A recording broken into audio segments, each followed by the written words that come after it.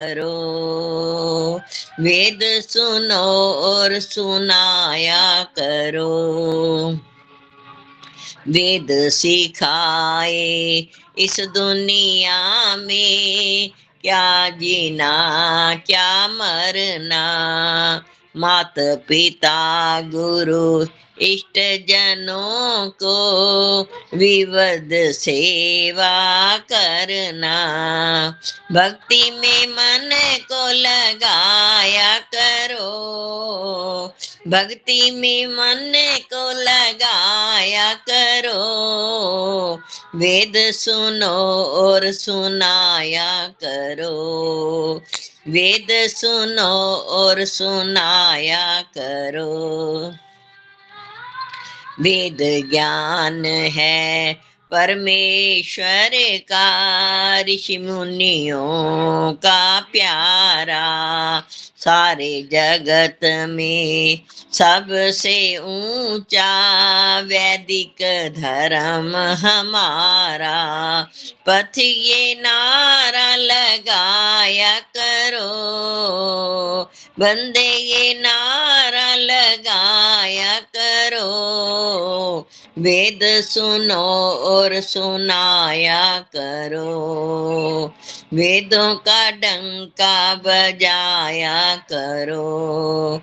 वेद पढ़ो और पढ़ाया करो, वेद सुनो और सुनाया करो।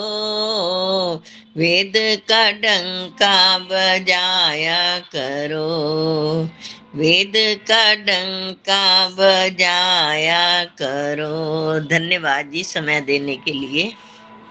आपका भी बहुत बहुत धन्यवाद माता जी, बहुत अच्छा भजन जी।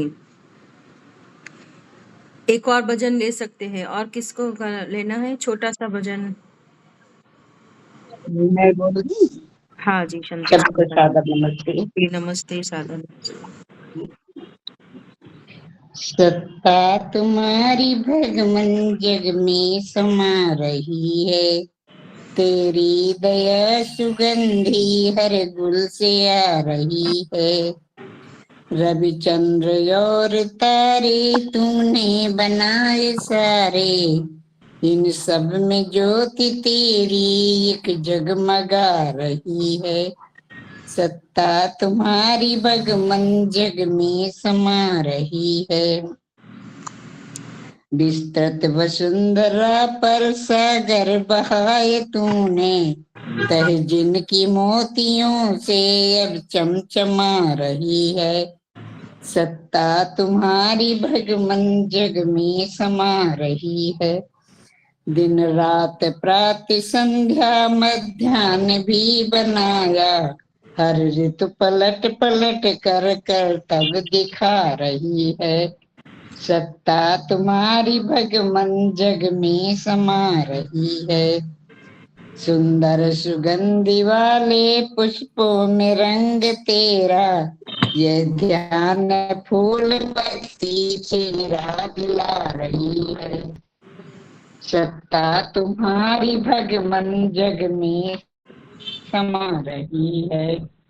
हे ब्रह्म विश्व कर्ता वर्णन हो तेरा कैसे, जल थल में तेरी महिमा है ईश छा रही है। सत्ता तुम्हारी भगवन जग में समा रही है, तेरी दया सुगंधी हर गुल से आ रही है। ओम बहुत बहुत धन्यवाद दीपाल जी समय देने के लिए, सभी को सादर। हाँ जी, नमस्ते माता जी। आज का हमारा प्रवचन है श्रुति जी का, तो हम आमंत्रित करते हैं श्रुति जी, आप अपनी श्रृंखला आगे ले जाइए। बहुत बहुत धन्यवाद आदरणीय दीपालिका जी, सभी आर्यजनों को सादर नमस्ते। आज मुनि जी एब्सेंट लग रही हैं, कक्षा में नहीं। व्यस्त है।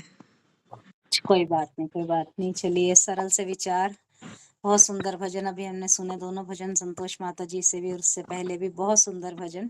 ईश्वर भक्ति के भजनों को सुनकर बहुत आनंद आता है। तो आइए थोड़ा सा ईश्वर के बारे में अगर भजन हम सुन रहे हैं तो ईश्वर के विषय में ही हम जानने सुनने का प्रयास करें।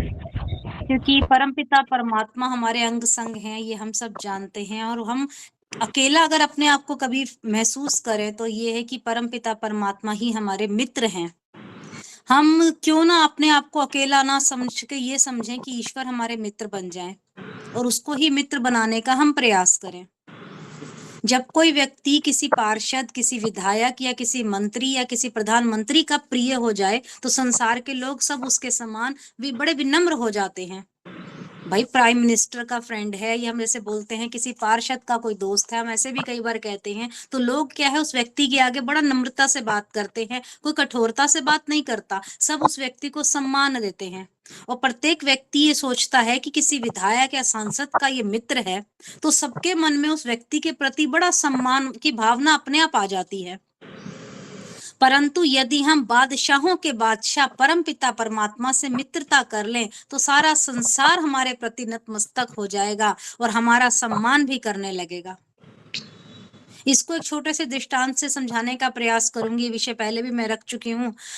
एक व्यक्ति राजा के पास गया, उसने जाकर कहा मैं आपसे कुछ नहीं मांगना चाहता महाराज, परंतु आप मुझे कुछ देना, कुछ भी नहीं ना मैं मांग रहा हूँ आपसे, परंतु मेरे ऊपर आप एक दया करना। ये जो दुनिया के लोग हैं मेरा बहुत अपमान करते हैं, इनकी जरा कृपा दृष्टि ठीक कर दीजिए। मतलब उनके मन में मेरे लिए, लोगों के मन में मेरे लिए ऐसे आ जाए कि सब नरम हो जाए, कोई मुझसे कठोरता से बात ना करे। अब दूसरे दिन राजा ने कहा ठीक है तुम जाओ, तो मुझे कल आकर मंदिर में मिलना, बाजार में मिलना। राजा अपने काम में लग गया और वो व्यक्ति वहां से चला गया। दूसरे दिन राजा क्या है हाथी पर बैठा हुआ बाजार की तरफ जा रहा था और राजा की सवारी निकल रही थी उस समय, और वही व्यक्ति चल के आने लगा राजा की तरफ। राजा ने उसको अपने पास बुलाया और उसका हाथ पकड़ के उसको भी हाथी के ऊपर बिठा दिया। पूरे बाजार का उन्होंने दोनों ने चक्कर लगाया। अब उस व्यक्ति के जितने भी संबंधी थे, जितने भी मित्र थे, जितने भी विरोधी थे, जितने पड़ोसी थे, सब ने देखा कि वो व्यक्ति राजा के साथ हाथी पर बैठा हुआ है।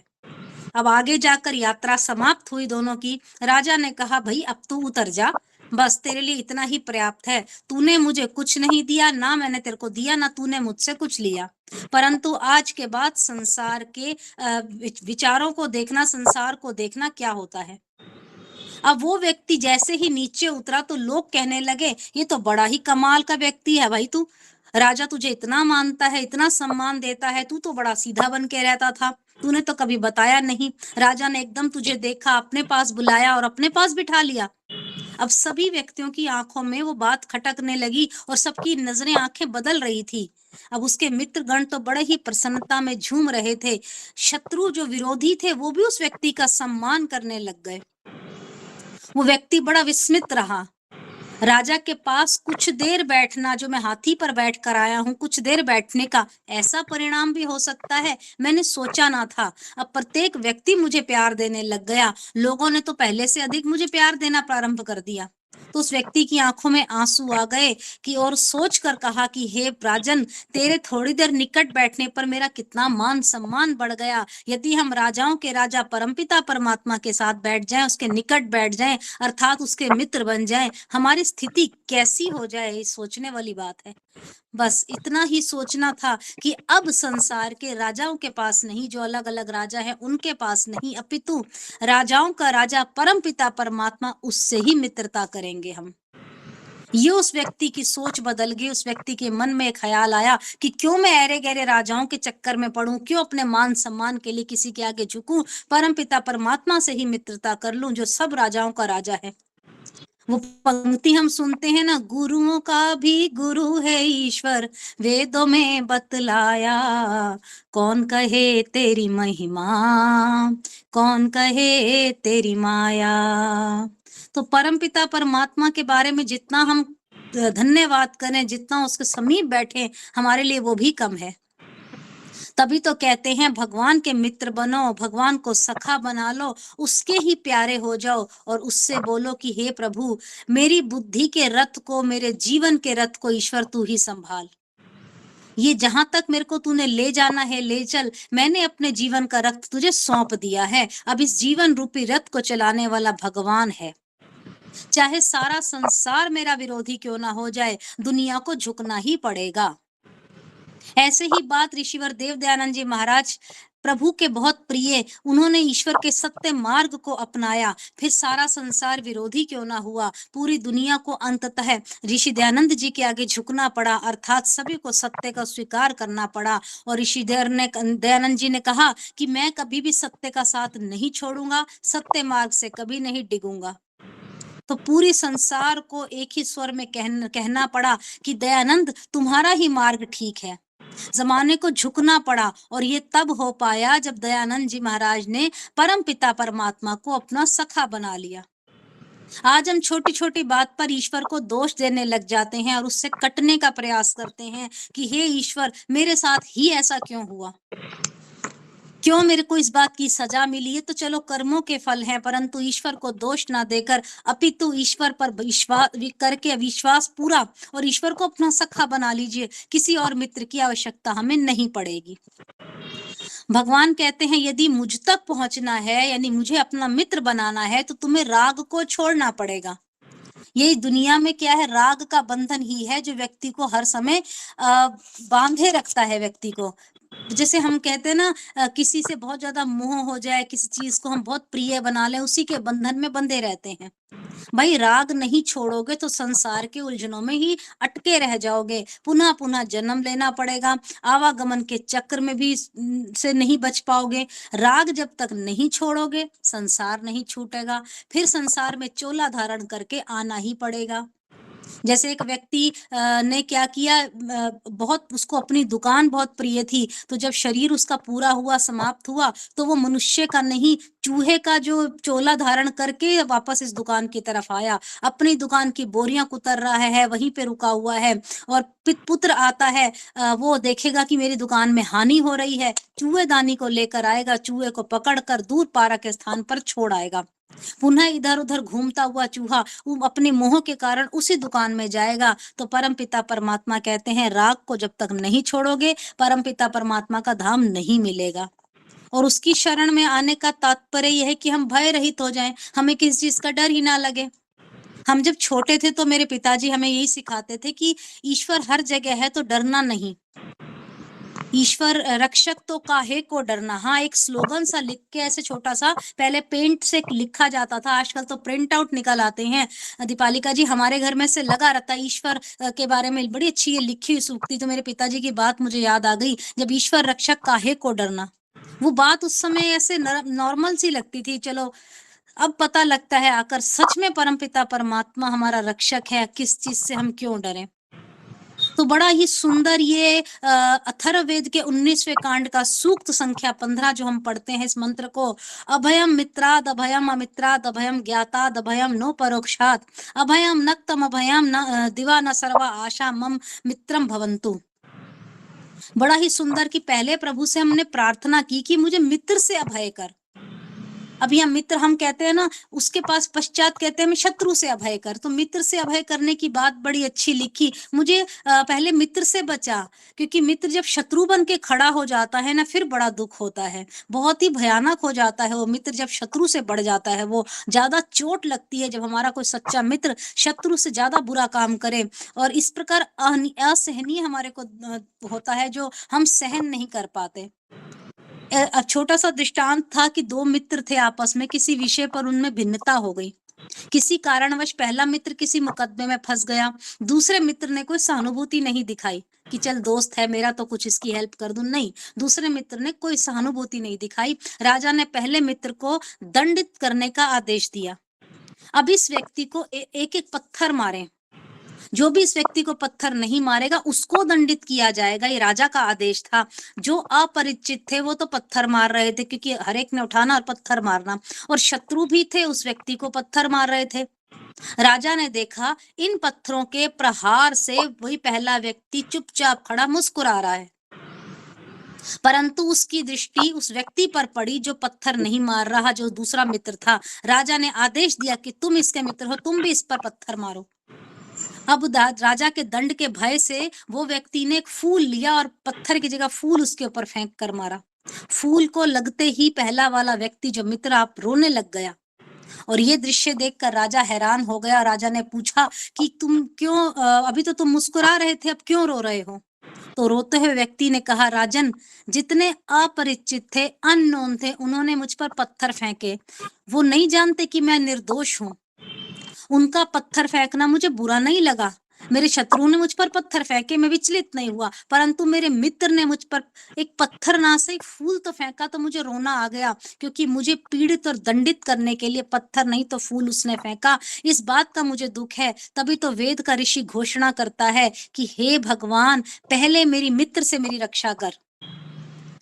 परंतु ये सब तो भौतिक मित्र हैं, कब कौन किसका शत्रु बन जाए, कब क्या हो जाए, कोई कुछ नहीं जानता। तभी तो कहते हैं कि हे मानव, तू उस ईश्वर की शरण में जा, और कोई उपाय नहीं है। तुम्हारा कोई वहां पे अहित नहीं करेगा, तुम्हें कोई तंग नहीं करेगा, तुम्हें कोई भय नहीं रहेगा। तुम निर्दोष हो, यदि आप निर्दोष हैं तो आपको दंडित भी नहीं करेगा ईश्वर। तो परमात्मा की शरण अपने आप ही अभयता प्रदान करती है। हम इस बात को स्वयं समझें, बच्चों को समझाएं कि ईश्वर के पास के समीप रहने से, ईश्वर की स्तुति प्रार्थना उपासना करने से आपको कोई भी भय नहीं रहेगा, आपका आत्मबल बढ़ेगा। बच्चों, ये चीज हम सिखाएं अपने बच्चों को। और ईश्वर के निकट होने का तात्पर्य भय से रहित हो जाना। तो हम कहीं भी ऐसे स्थान पर जाएं, आजकल तो बहुत हालात खराब है कि अकेले जाते भी डर लगता है, परंतु हम छोटे से वही सुनते आ रहे थे कि अकेले हो तो ईश्वर है हमारा सहारा। इसलिए महापुरुष कभी किसी से भयभीत नहीं हुए। जब ऋषि दयानंद जी महाराज से किसी अंग्रेज अफसर ने पूछा, यहाँ धर्म प्रचार करने में कोई कठिनाई तो नहीं है? महर्षि दयानंद ने उत्तर दिया, कोई कठिनाई नहीं है। तभी अंग्रेजी अफसर ने प्रार्थना की, महाराज, आप प्रभु से प्रार्थना करते हो तो ये भी प्रार्थना कीजिए कि हम अंग्रेजों का राज्य सदा बना रहे। बस इतना कहना था। अंग्रेज अफसर को ललकारते हुए ऋषि दयानंद सरस्वती ने कहा, प्रार्थना तो मैं रोज प्रतिदिन करता हूँ, परंतु प्रभु से ये कहता हूँ कि प्रभु, ये दिन कब आएगा जब अंग्रेज मेरी भारत भूमि को छोड़कर यहाँ से चले जाएंगे। ये सुनकर अंग्रेजों को बहुत गुस्सा सा आया, जैसे कहते हैं ना, कुछ चिढ़ से जाते हैं, बहुत उनको गुस्सा आया। और उन्होंने कहा कि ये व्यक्ति बहुत ज्यादा साहसी हो रहा है, इस व्यक्ति को जो है ना, इसके ऊपर जरा नजर रखो, पूरी तरह से दृष्टि रखो, हमारे राज्य के लिए बहुत बड़ा खतरा है ये। महर्षि दयानंद जी ने इतना ही कहा कि विदेशी राज्य पिता के तुल्य स्नेह करने वाला क्यों ना हो, स्वदेशी राज्य से अच्छा नहीं होता। ऐसी बात कोई साहसी व्यक्ति ही कर सकता है। हमारा प्यारा ऋषि ईश्वर का मित्र बन गया था, तभी वो ये साहस करके बोल पाया। और साहसी वक्ता बनने के लिए प्रभु को मित्र बनाना ही होगा। तभी हमारे अंदर एक हिम्मत आएगी, हमारे अंदर एक हौसला जज्बा आएगा कुछ बोलने का साहस से, कि ईश्वर हमारा मित्र है। प्रत्येक स्थान पर ईश्वर हमें सहारा दे रहा है, हमारे को किसी बात से डरना नहीं है। ये छोटी छोटी बातें हम सब जानते हैं, परंतु मानते नहीं हैं कई बार। तो ये बात हम अपने बच्चों को अवश्य बताएं, ये संस्कार उनको अवश्य दिए जाएं कि ईश्वर हमारा मित्र है, उसको मित्र बनाकर तो देखो। आज हमारा ऐसा हाल है कि कोई व्यक्ति हमारा विरोधी बन जाए ना, तो हमारा शत्रु बन जाए, तो हमें भय होने लग जाता है कि हाय कोई नुकसान कर देगा, हमारा कोई विरोधी है, हमारा कोई शत्रु है, इस बात का हमें भय लग जाता है। परंतु मेरे प्यारे ऋषि दयानंद जी का इतने सारे शत्रु, इतने सारे दुश्मन उनके थे। कोई उनपे सांप फेंकता था, कोई उनको विष पिलाता था, कोई उनपे गालियां बरसाता था, तो कोई पत्थर बरसाता था, परंतु सत्य कहने में मेरा ऋषि कभी नहीं चूका। ये हम उनकी जीवनी में हमेशा पढ़ते सुनते आए हैं।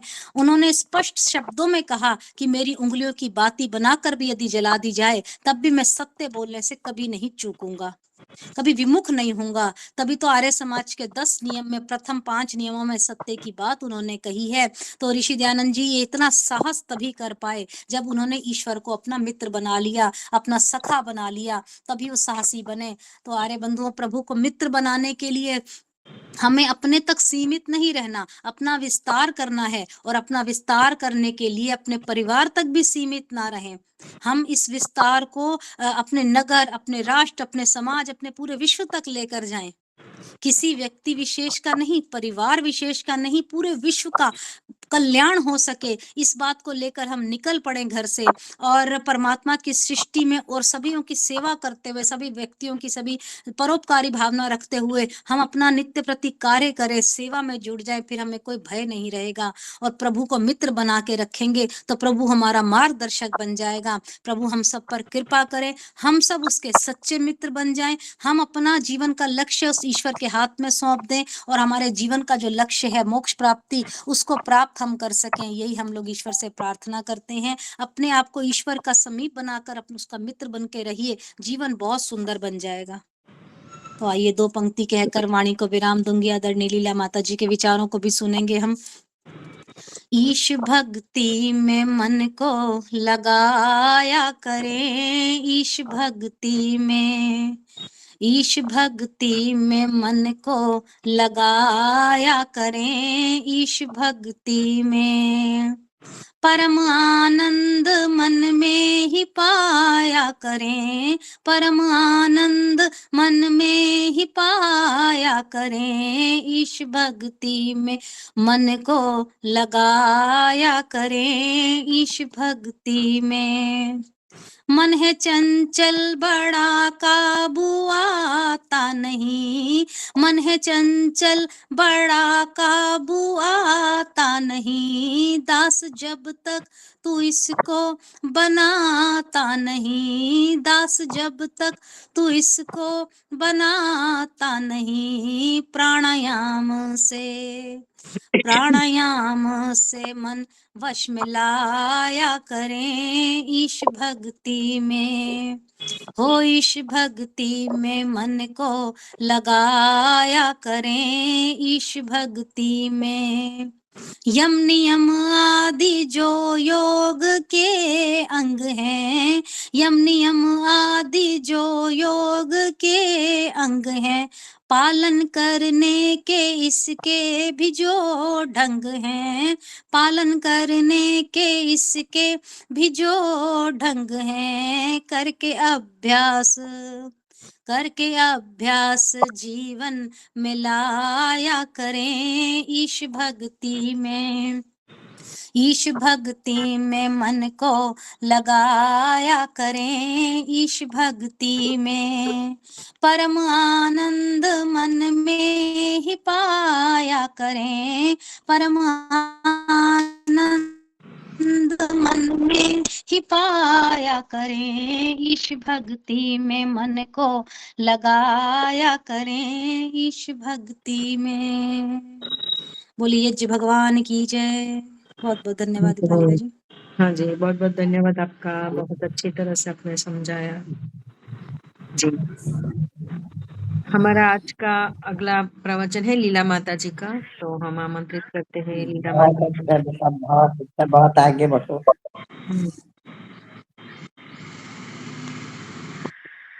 मंत्र से हम ईश्वर की स्तुति प्रार्थना उपासना करेंगे।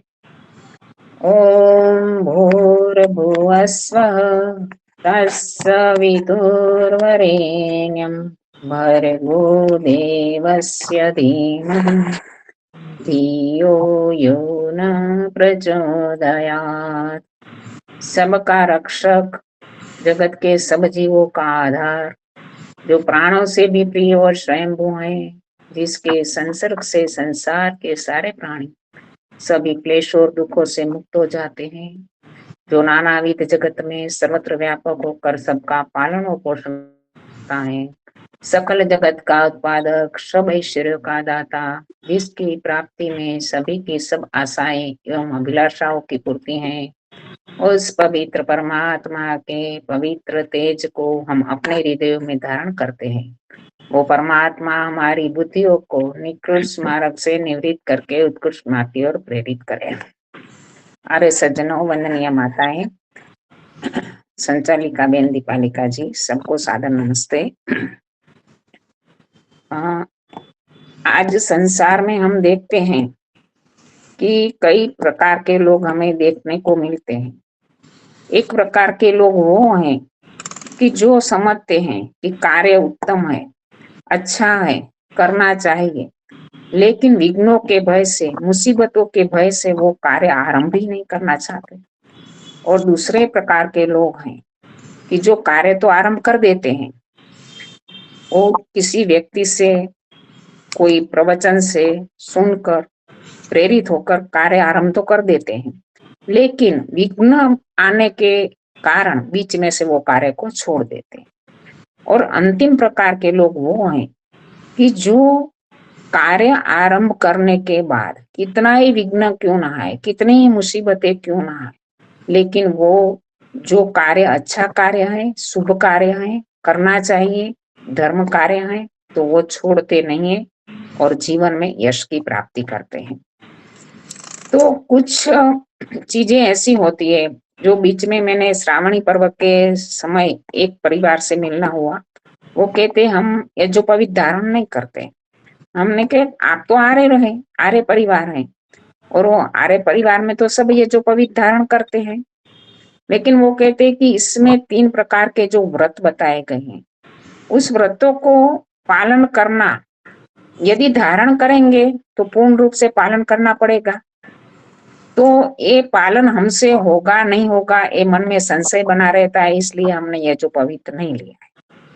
और कुछ लोग होते हैं कि ये जो पवित्र ले तो लेते हैं, लेकिन वो जो व्रत हैं उनको पालन ठीक प्रकार से नहीं होता है, फिर भी पहने रखते हैं। और अंतिम प्रकार के जो लोग हैं कि अपने व्रतों के प्रति निष्ठावान होकर वो यज्ञोपवीत धारण करते रहते हैं। कुछ मूलभूत बातें होती है, मूलभूत सिद्धांत होते हैं, तो इसमें परिवर्तन नहीं आना चाहिए, क्योंकि वो सृष्टि के आरंभ में परमपिता परमात्मा ने जो वेदों के माध्यम से हमें ज्ञान दिया है, वो मूलभूत सिद्धांत है। जैसे कोई वृक्ष होता है तो उसकी टहनियां, पत्तियां, फल, फूल बदलते रहते हैं, लेकिन उसका मूल तो वही रहता है। इसी प्रकार जो मूलभूत सिद्धांत है, जो वैदिक सिद्धांत है, जो सृष्टि के आदि में हमारे पूर्वज उनका पालन करते आए, वही सिद्धांत हमें आगे हमें भी ले जाना है, हमें भी उसका पालन करना है, चाहे कैसी भी परिस्थितियां आए। यदि समाज में अपने जीवन में सुख शांति लानी है तो ये मूलभूत चीजों को हमें नहीं छोड़ना है। तो ये मूलभूत बातों में हमारा पंचमहायज्ञ है, तो पंचमहायज्ञ हमें प्रतिदिन करना ही है। तो मैंने कुछ यज्ञ के विषय में मैं कुछ चर्चा कर रही थी। तो यज्ञ के मंत्रों के ऊपर हम चर्चा कर रहे थे। पिछले दिनों में हमने आगारा, वाज्या, भागा, हुति मंत्रों पर व्याख्यान दिया था। ओम अग्नये स्वाहा इदम अग्नये इदं नमः, ओम सोमाय स्वाहा इदं सोमाय इदं नमः, ओम प्रजापते स्वाहा इदं प्रजापते इदं नमः, ओम इंद्राय स्वाहा इदं इंद्राय इदं नमः। वो घृत की आहुतियां हम अग्नि में डालते हैं। तो उसी समय महर्षि दयानंद ने पंचमहायज्ञ विधि में एक निर्देश दिया है। क्या निर्देश दिया है कि घृत पात्र में से सुआ को भरकर अंगूठा, मध्यमा और अनामिका से सुआ को पकड़े। अंगूठा और पहली जो उंगली है उसको कहते हैं तर्जनी, इसकी बाद वाली जो उंगली है उसको कहते हैं मध्यमा। तो अंगूठा के साथ मध्यमा होनी चाहिए और इसके मध्यमा के बाद वाली जो उंगली है वो अनामिका है।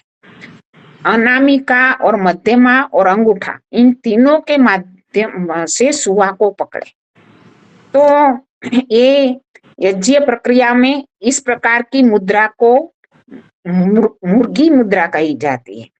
तो इस मुर्गी मुद्रा सामान्य रीते से यज्ञ कार्य में इसका महत्व है। तो इसमें हम भाव क्या है वो समझे तो कई विद्वानों ने इस प्रकार के भाव बताए हैं कि मध्यमा क्या निर्देश दे रही है कि मध्यमा ये निर्देश दे रही है कि मध्यम मार्ग से चलो, अर्थात जो भोग हमारे जीवन में है, जो हम भोग भोगते हैं, वो भोग में इतने लिप्त ना हो जाए, इतने डूब ना जाए कि वो भोग हमें भोग त्यागना भी है। संसार के भोगों को एक ना एक दिन तो हमें छोड़ना ही पड़ेगा और इस भोगों को त्याग भाव से भोगे, जो हम ईशोपनिषद के पहले मंत्र में बोलते हैं ना, तेन तकते न भुंजीता। त्याग भोग किसके लिए? त्याग के लिए, वो मध्यम मार्ग है। साधन किसके लिए? साध्य के लिए, वो मध्यम मार्ग है। इसी प्रकार प्रेम मार्ग यानी जो सांसारिक सुख का मार्ग है, जो सरल मार्ग है, वो किसके लिए? प्रेम मार्ग का साधन रूप में मैं प्रयोग अवश्य करना है, इसको छोड़ना नहीं है। भौतिक साधनों को उपयोग करना कोई बुरी बात नहीं है, लेकिन उसका उद्देश्य श्रेय मार्ग पर पहुंचने के लिए है। तो ये मध्यम मार्ग है। जैसे बुद्ध भगवान का नाम आपने सुना होगा, उसका एक शिष्य था श्रोण। श्रोण पहले राजकुमार था, और श्रवण ने इतना भोग विलास में अपना जीवन व्यतीत किया था, बाद में उसको वैराग्य हुआ और बुद्ध के यहाँ जाकर उसने बहुत कठिन, बहुत तपस्या पूर्वक जीवन जीना चालू किया, तो उसका शरीर सूख लकड़ी का जैसा हो गया। तो एक दिन बुद्ध भगवान ने कहा कि श्रवण, आप वीणा अच्छी बजाते हो, तुम वीणा बजाओ तो मुझे सुनना है। उसके माध्यम से वो कुछ उपदेश देना चाहते थे। वीणा का तार उन्होंने बताया कि श्रवण, वीणा का तार को थोड़ा टाइट रख कर बजाओ तो ठीक प्रकार नहीं बजी। उन्होंने कहा ढीला रखो, तो ज्यादा ढीला होने से भी ठीक प्रकार नहीं बजी। तो बुद्ध भगवान ने कहा कि श्रवण, ये वीणा का तार ना तो टाइट रखना है एकदम, ना तो इतना ढीला रखना है, लेकिन इस प्रकार से रखना है कि उसका आवाज ठीक प्रकार से निकले। तो मध्यम रीति से रखो, तो ये मध्यम रीति से जियो तुम, ना तो इतना कठोर तपस्यामय जीवन जियो। खाना कोई बुरी चीज नहीं है, भोजन लेना चाहिए, उपवास के स्थान पर करना चाहिए, लेकिन भोजन भी जरूरी है जीवन के लिए, शरीर के लिए। और इतनी कठोर तपस्या भी ना करो कि तुम अपना शरीर भी खो बैठो। तो शरीर तो साधन है, उस साधन को हमें संभालना है और इस साधन के माध्यम से ही हमें साध्य तक पहुंचना है। तो ये है मध्यमा उंगली का उपदेश। और बाद में अनामिका उंगली का उपदेश क्या बताया कि अनामिका ये बता रहा है कि तुम उत्तम कार्य में करो, उत्तम कार्य धर्म कार्य करते हुए तुम प्रसिद्धि की कामना मत रखो, प्रशंसा की कामना मत रखो, अपना नाम की कामना मत रखो, अनामिक बन जाओ, अनामी बन जाओ। आजकल भाई कई लोग दान देते हैं ना, तो अपनी प्रशंसा करना नहीं चाहते, वो गुप्त दान के रूप में दे देते हैं। कहते हैं ना कि ऐसे अच्छा काम करो, नेकी करो और कुएं में डालो, किसी को दाहिने हाथ से करो, बाएं हाथ को पता भी ना चले। ऐसे इसी प्रकार से करो कि जैसे अहंकार ना आ जाए। कहते हैं कि पुण्य कार्य का लाभ आपको पूरा तब मिलेगा जब आप प्रशंसा की चाहना करेंगे, प्रसिद्धि की चाहना करेंगे, तो आपका पुण्य का जो फल है वो कम हो जाता है। तो हमें पुण्य कार्य करते हुए भी इस प्रकार की चाहना नहीं करनी है, अनामी बनकर रहना है, वो है अनामिका का। और अंगुष्ठ क्या है? उंगलियों के साथ यदि अंगुष्ठ नहीं मिलता तो हम कोई कार्य कर ही नहीं सकते। तो अंगुष्ठ यानी ईश्वर है। मनुष्य का पुरुषार्थ तभी चरितार्थ होता है जब ईश्वर की कृपा मिलती है। तो हमारा कितना भी शुभ कार्य है, अच्छा कार्य है, लेकिन ईश्वर की कृपा से हम बार बार ये वाक्य दोहराते हैं कि ईश्वर की कृपा से हमारा एक कार्य सफल हुआ।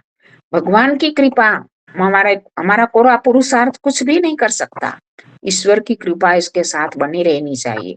और अभी बहन ने बताया कि ईश्वर को ही हम अपना मित्र बना ले, सदा अंग संग रखे। हम जो भी मैं कर रहा हूँ, जो भी मैं खा रहा हूँ, पी रहा हूँ, देख रहा हूँ, सुन रहा हूँ, सो ईश्वर के माध्यम से कर रहा हूँ, पूर्ण रूप से ईश्वर से समर्पित हो जाए।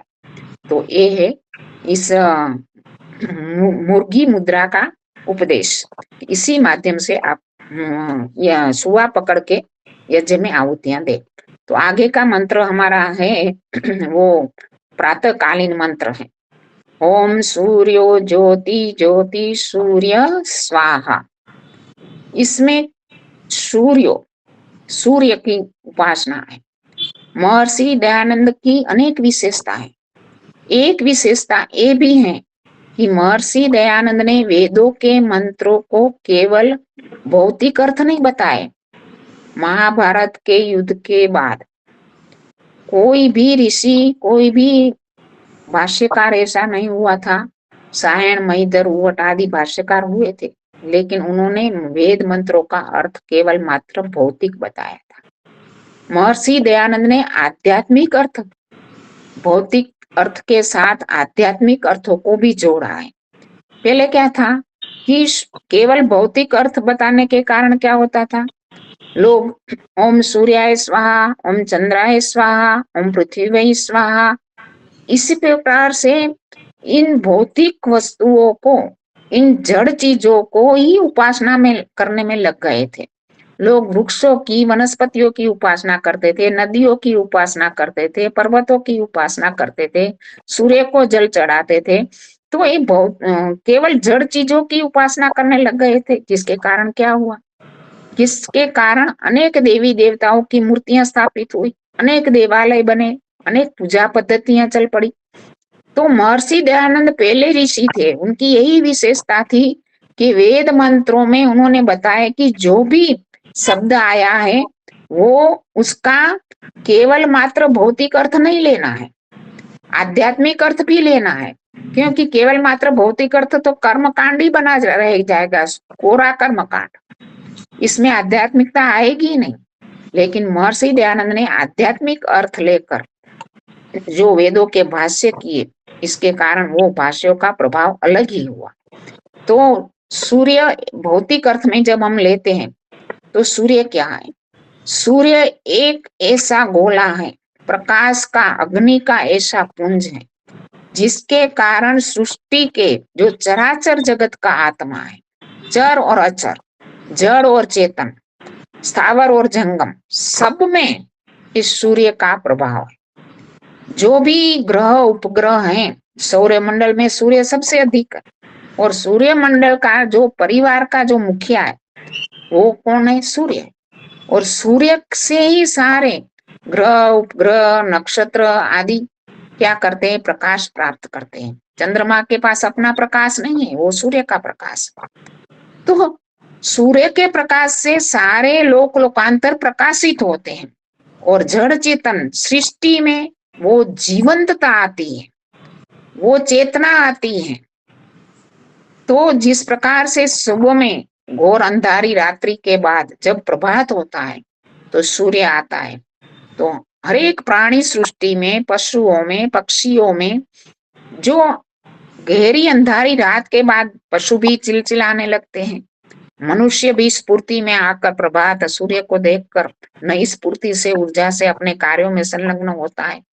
और सारे जो भी लोक लोकांतर है वो भी इससे प्रकाशित होते हैं। तो ये सूर्य के कारण, जैसे उदाहरण से हम समझाए, जैसे एक गुलाब का फूल है, गुलाब के फूल के अंदर आंतरिक शक्तियां हैं, अपनी सुगंध है, अपना रूप है, अपना कलर है।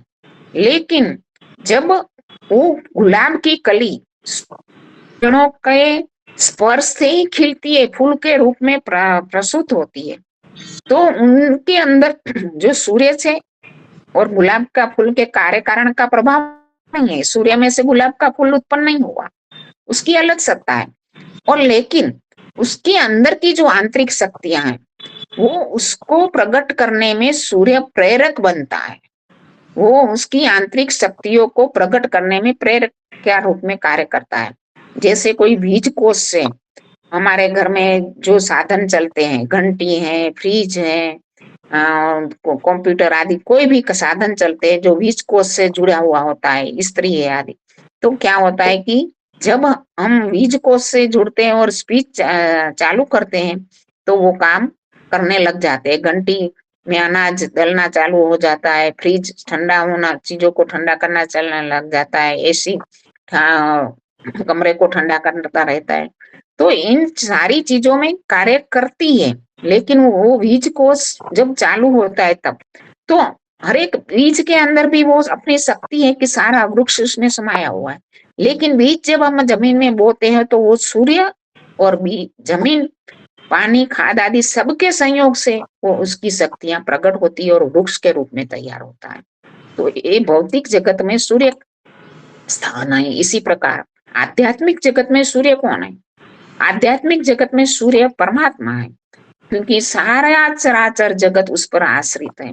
परमपिता परमात्मा ने संसार की हर एक चीज बनाई है, छोटे से न्यूट्रॉन, इलेक्ट्रॉन, प्रोटॉन से लेकर के बड़े से बड़े पहाड़, समुद्र, ग्रह, नक्षत्र, पूरा ब्रह्मांड परमात्मा द्वारा बनाया हुआ है और परमात्मा द्वारा संचालित है। वो चराचर जगत का आत्मा सूर्य वो परमात्मा है।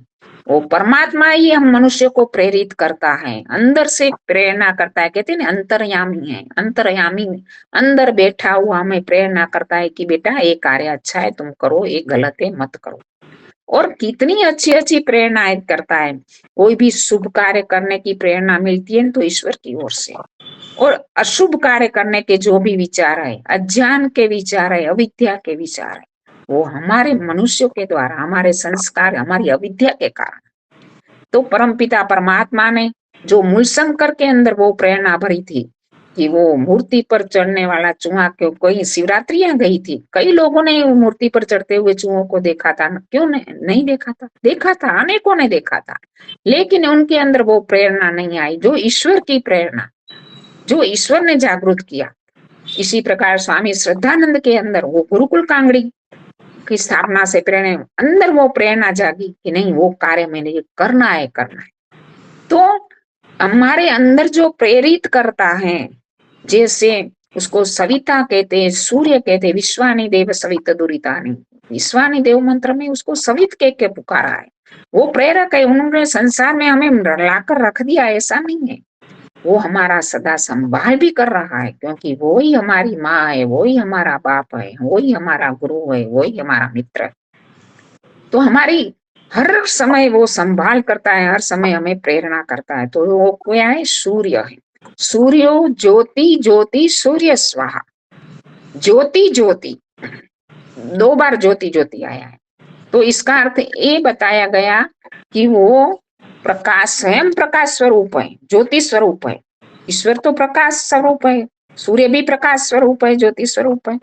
और सूर्य जैसे भौतिक सूर्य अपने प्रकाश से दूसरे ग्रहों नक्षत्रों को प्रकाशित करता है, पृथ्वी को अंदर जो प्रकाश होता है, दिन भर में जो प्रकाश हमें देखते हैं, वो सूर्य के द्वारा है, जो स्वयं प्रकाश स्वरूप है और दूसरों को भी प्रकाशित करता है।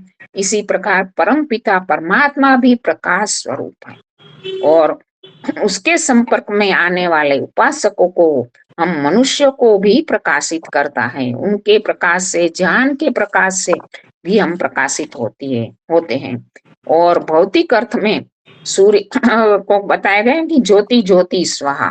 तो इस ज्योति शब्द में जो प्रकाशमान है, और इसके साथ में जो प्रकाशक दूसरों को प्रकाशित करता है, इसमें बताया गया कि जो सारे ग्रह नक्षत्र हैं, विद्युत भी सूर्य से प्रकाशित है, अग्नि भी सूर्य से प्रकाशित है, और मन और इंद्रियों को भी रखा गया। मन भी ज्योति शाम ज्योति रेकम तन्मे मन शिव संकल्पमस्तु। संकल्प सूत्र में हम बोलते हैं कि ज्योतियों की ज्योति वो मन है, और इंद्रियां भी प्रकाशित है। इंद्रियां अपने विषयों का प्रकाश करती हैं। जो हमारे पीठ में एक कीड़ा चल रहा है, हमें पता भी नहीं है, लेकिन हमारी त्वचा हमें बता देती है कि पीठ में कीड़ा है, हाथ उठाओ और हटाओ। तो ये प्रकाश किसने किया? हमारी इंद्री ने किया। हमारे हर एक इंद्रियां हमें प्रकाश देती है। सामने सौंदर्य वाला कोई चीज है तो हमारी आंख हमें ध्यान देती है कि ये चीज ऐसी है, वो चीज ऐसी है।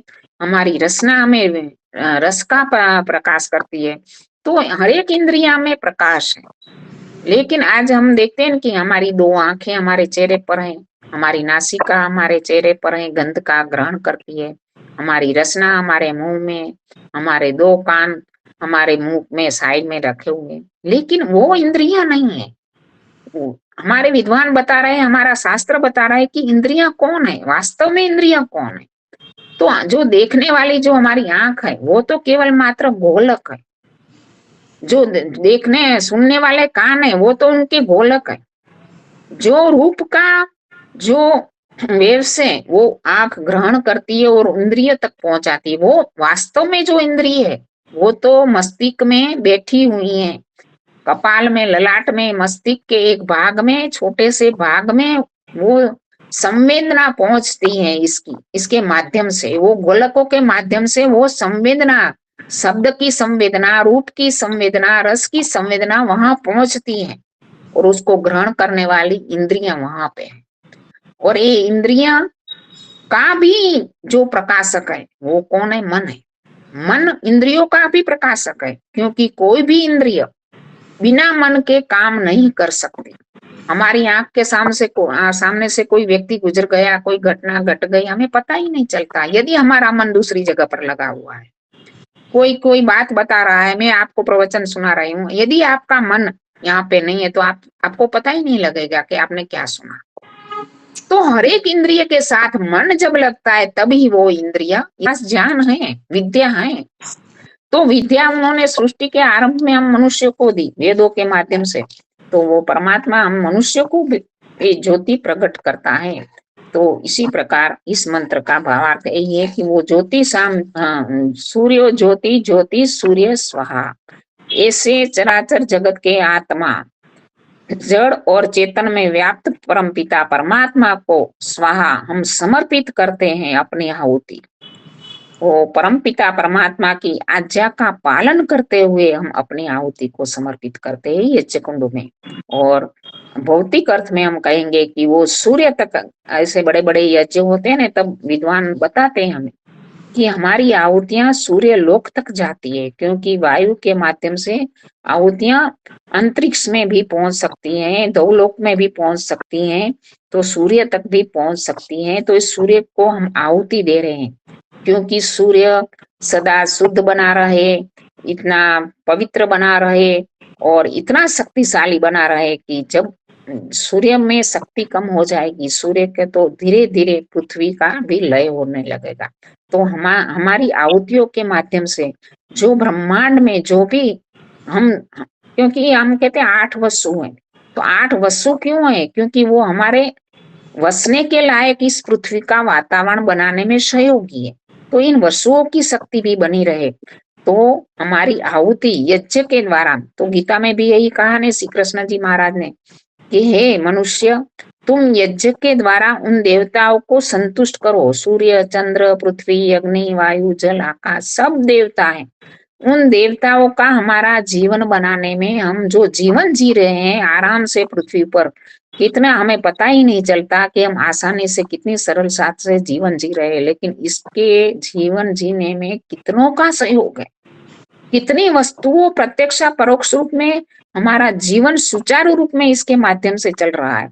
तो ऐसे जो भी हैं उनको, देवताओं को तुम यज्ञ के माध्यम से संतुष्ट करो, उसका बल बनाए रखो, उनकी शक्ति को बल को बनाए रखो, और वो देवता आपके जीवन को सुचारू रूप में चला रहे। तो हमें दोनों काम, एक काम यज्ञ, केवल छोटा सा यज्ञ हर एक व्यक्ति प्रतिदिन करे, हर एक घर में यज्ञ हो, तो वो आज जो प्रदूषण की समस्या है, अनेक रोगों की समस्या है, कई समस्याओं का हल हमें हो सकता है। और मानसिक रोग तो आजकल डिप्रेशन आदि रोग तो लोगों को पता ही नहीं चलता कि इतना डिप्रेशन क्यों है। मैंने 4 दिन पहले सुना कि एक 40 साल के युवक ने रेल की पटरियों के बीच में सोकर आत्महत्या कर ली। क्यों? डिप्रेशन। क्या कारण है डिप्रेशन का?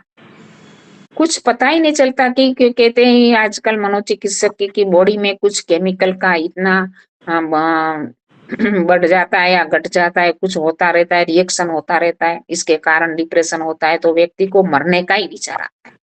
ये सब क्यों हो रहा है? क्योंकि हमने यज्ञ को छोड़ दिया है, ईश्वर की आज्ञाओं को छोड़ दिया है। यदि जीवन में सुख और शांति चाहिए, हमें अपनी पीढ़ी दर पीढ़ी ये परंपराएं चलती रहनी चाहिए, ये मूलभूत बातें हैं, उसको हमें छोड़नी नहीं चाहिए।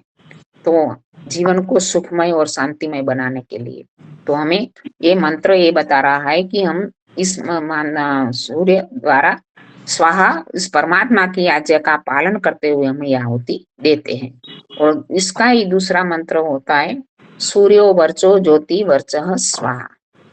वर्च यानी विद्या, परमात्मा विद्या से युक्त है। मैंने पहले भी बताया ना कि विद्या से युक्त है, और सृष्टि के आदि में चारों ज्योति वर्चः स्वाहा, जो स्वयं विद्या से युक्त है। और हम मनुष्य को, अपने पुत्र को, जो भी में हम आराम से जी सके, इसलिए हर एक चीज हमारे जीवन के लिए जो उपयोगी है, वेदों के माध्यम से हमने विद्या दी है।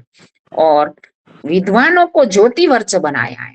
विद्वानों के दिल के अंदर उनके मनों में वो भाव बढ़ाए कि वो ज्योति वर्च बने, वो विद्या का भी वो भी प्रकाश करे समाज के अंदर। तो ज्योति वर्च स्वाहा, वो ऐसे परमात्मा की हम आहुति दे रहे। और सूर्य के माध्यम से हम क्या क्या सीख सकते हैं? बहुत सारी शिक्षाएं हम सूर्य से प्राप्त कर सकते हैं कि सूर्य नियमित रूप से प्रतिदिन प्रति समय जो सही समय पर चलता है और सही समय पर अस्त होता है, हमारा जीवन भी इस प्रकार का वृत्ति जीवन होना चाहिए, नियमित जीवन होना चाहिए। हमारा खाना पीना बैठना उठना सब कुछ नियम से होना चाहिए, तब जाके हम जीवन को सही प्रकार से जीवन का लाभ ले पाएंगे। और जीवन की जो भी उपलब्धियां प्राप्त करनी है, सबके सामने समय तो बराबर ही है, 24 घंटा ही है। लेकिन व्रती जीवन वालों के व्यक्तियों के क्या होता है कि व्रत से जो नियम से जीवन जीते हैं वो समय का पूरा उपयोग करते हैं और सब काम कर लेते हैं। हमारे नरेंद्र मोदी जी के पास, हमारे पास जितना समय इतना ही समय, लेकिन कितने सारे काम कर लेते हैं। तो हमें भी अपना जीवन में सूर्य से यही सीखना है कि हमारा जीवन भी वृत्ति हो, हम नियम से काम करें। और यही है कि सूर्य के अंदर जो तेजस्विता है, प्रकाश है, वो अपने लिए उसका वो कुछ भी नहीं करता वो, लेकिन संसार के कल्याण के लिए वो अपनी तेजस्विता प्रकाश का प्रयोग करता है। हम भी ज्ञान की तेजस्विता प्राप्त करें, शारीरिक बल की तेजस्विता प्राप्त करें और धन की तेजस्विता प्राप्त करें, सब कुछ तेजस्विता प्राप्त करने अपने पुरुषार्थ है। लेकिन हमारी ज्ञान की तेजस्विता क्या हो, हमारा ज्ञान किस लिए हो? हम ज्ञान विवाद के लिए ज्ञान नहीं प्राप्त करना है। आज होता क्या है, एक मतपन संप्रदाय वाला दूसरे मतपन संप्रदाय वाले को गिराना चाहता है अपने ज्ञान के माध्यम से। महर्षि दयानंद की हम बात करें तो महर्षि ने क्या बताया था कि विवाद की बात छोड़ो, मेल मिलाप की बात करो। उसमें थोड़ा सा भी मेल मिलाप वाला विचार है तो उसको अपना लो, जो डिफरेंस होता है वो तो धीरे धीरे हट जाएगा। तो हम हमारा ज्ञान, आज कल हमारे समाजी क्या मानते हैं, हम हमारे पास जैसा ज्ञान है वो दूसरे पास नहीं है, ऐसा मत माने। हमारा ज्ञान विवाद के लिए नहीं है। शास्त्रार्थ तो करना तो वो तो बड़े बड़े विद्वानों का काम है, हमारे पास इतना ज्ञान नहीं है, हम तो सामान्य लोग हैं। हमारा ज्ञान दूसरों को ज्ञान को प्रकाशित करने के लिए हो, हमारा ज्ञान विवाद के लिए ना हो। और हमारा धन हमारा अहंकार के लिए ना हो, अपने दिखावा के लिए ना हो। कोई व्यक्ति के धनवान बन जाता है, मेरी जैसी किसी की गाड़ी नहीं, मेरे जैसा किसी का घर नहीं, मेरे जैसे कपड़े नहीं, मेरे जैसे आभूषण नहीं, एक दूसरों की कंपटीशन में लग जाता है। हमारा धन विवाद दिखावे के लिए ना हो, हमारा धन परोपकार के लिए हो, उपकार के लिए। मैंने अभी बताया ना, किसी को पता भी ना चले, इस प्रकार से हमारा उपकार करते रहे, वो निष्काम कर्म बन जाएगा हमारा। और निष्काम कर्म ही हम इस संसार में से मुक्ति दे ले आएगा। और हमारा शारीरिक बल किसी को गिराने के लिए ना हो, किसी को आहट पहुंचाने के लिए ना हो, तो हमारा शारीरिक बल दूसरों की रक्षा करने के लिए। तो हमारे अंदर तेजस्विता हो, लेकिन संसार के कल्याण के लिए हो। कोई भी वस्तु हमारे पास आए, परमपिता परमात्मा से हम प्रार्थना करते कि परमात्मा ज्ञान देना, विद्या देना, बल देना, लेकिन पहले विवेक देना। यदि विवेक होगा तो ही हम इस चीजों का सही उपयोग कर पाएंगे। बिना विवेक तो आजकल क्या होता है, यंगस्टर युवा क्या करते हैं, विवेक नहीं है कि वो पढ़ लिख तो जाते हैं। अभी हमने आतंकवाद में सुना ना, डॉक्टर हैं, डॉक्टर ही पढ़े हुए हैं, पहले इंजीनियर बने हुए हैं कई लोग। ओसामा बिन लादेन क्या था, सिविल इंजीनियर था। और नीट की एग्जाम देखकर दो व्यक्ति तो ऐसा उसका पेपर में बताया गया कि वो तो हमारे सोसाइटी के गौरव थे, इतने अच्छे लोग थे। इतना परिश्रम करके, इतना पुरुषार्थ करके जो प्रसिद्धि कमाई थी, वो ऐसे घृणित कार्य करने में लग जाते हैं। विवेक नहीं है कि कार्य कौन सा करना चाहिए, नहीं करना चाहिए।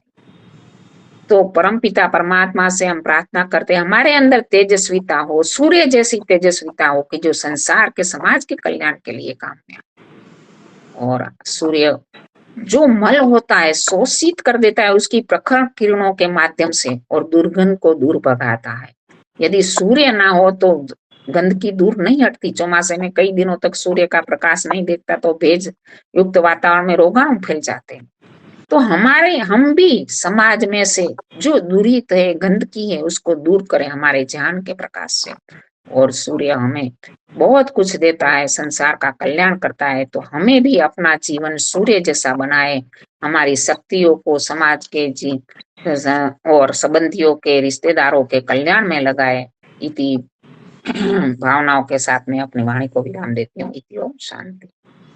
बहुत अच्छा माता जी, बहुत अच्छी तरह से आप हवन के मंत्रों को समझा रहे हो। आपका धन्यवाद। शांति पाठ करवा देते, शांति पाठ करवा दीजिए। द्यौ शान्तिरन्तरिक्षं शान्तिः पृथिवी शान्तिरापः शान्तिरोषधयः शान्तिः वनस्पतयः शान्तिर्विश्वे देवाः शान्ति ब्रह्म शान्तिः सर्वं शान्ति शान्तिरेव शान्ति सामा शान्तिरेधि। ओम शांति शांति शांति सर्वेभ्यो नमः नमस्ते। सबको सादर नमस्ते। धन्यवाद सबको।